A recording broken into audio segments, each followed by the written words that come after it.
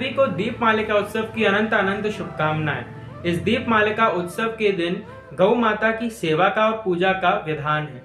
दीपमालिका उत्सव को आज हम सभी ने नए वस्त्रों में, मिठाइयों में और घर की साफ सफाई तक सीमित कर दिया है, किंतु दीपमालिका उत्सव के दिन विशेष रूप से गौ माता की सेवा का और पूजा का विधान है। वैसे तो गौ माता की सेवा और पूजा हर प्राणी मात्र को करनी चाहिए और प्रतिदिन करनी चाहिए, किंतु दीपमालिका उत्सव के दिन इसका विशेष महत्व है।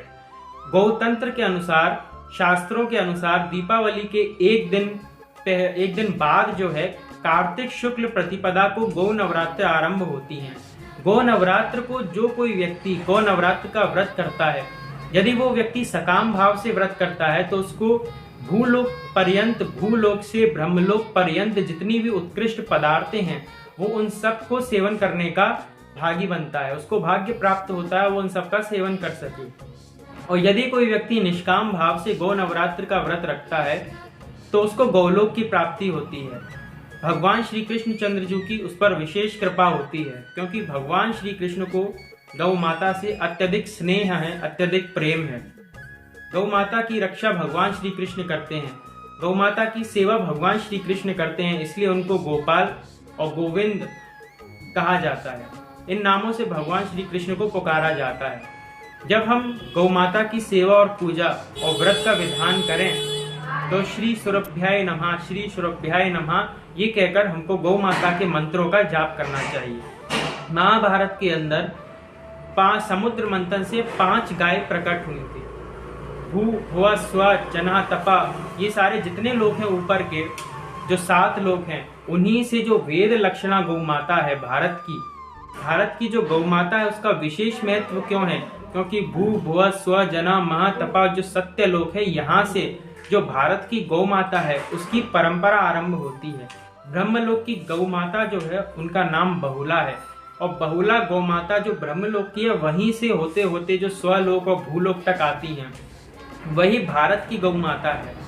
जो कुंवर जो गौ माता के होता है और गुल कम्मल जो होता है वही भारत की वेद लक्षणा गौ माता है।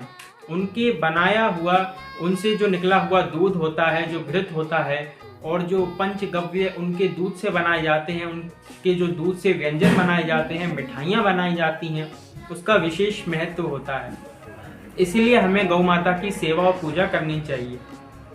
आज जो गौ नवरात्र हैं वो प्रायः लुप्त हो चुकी हैं, क्योंकि शास्त्रों का जो ज्ञान है वो शायद ही कुछ ही लोगों को है, कहीं कहीं देखने को मिलता है, किंतु जो गौ नवरात्र हैं वो प्रायः लुप्त हो चुकी हैं। इसलिए गौ नवरात्र का जो व्रत है वो आप सभी कर सकते हैं। और जो गोपाष्टमी है वो भी इसी के पक्ष में आती है। कार्तिक शुक्ल पक्ष अष्टमी को ही गोपाष्टमी का विधान होता है और गोपाष्टमी मनाई जाती है। तो आप सभी को दीपमालिका उत्सव की ढेरों बधाइयाँ। दीपमालिका उत्सव के दिन आप सभी को स्नेह, प्रेम और मिठाइयाँ बांटें, ये सब वितरण करने का विधान है। और गौ माता की सेवा के बिना, गौ माता की पूजा यदि दीपमालिका उत्सव के दिन नहीं होती है तो गणेश जी की सेवा, लक्ष्मी जी की पूजा, भगवान विष्णु की पूजा, ये सब आपकी सेवा को स्वीकार नहीं करते। यदि आप गौ माता की पूजा दीपमालिका उत्सव को नहीं करेंगे तो भगवान नारायण, माता लक्ष्मी और गणेश जी, कुबेर, धनवंतरी, ये कोई भी देवता आपकी जो सेवा है उसको स्वीकार नहीं करेगा। इसीलिए आपको विशेष रूप से गौ माता की सेवा अवश्य करनी चाहिए। जय श्री कृष्ण।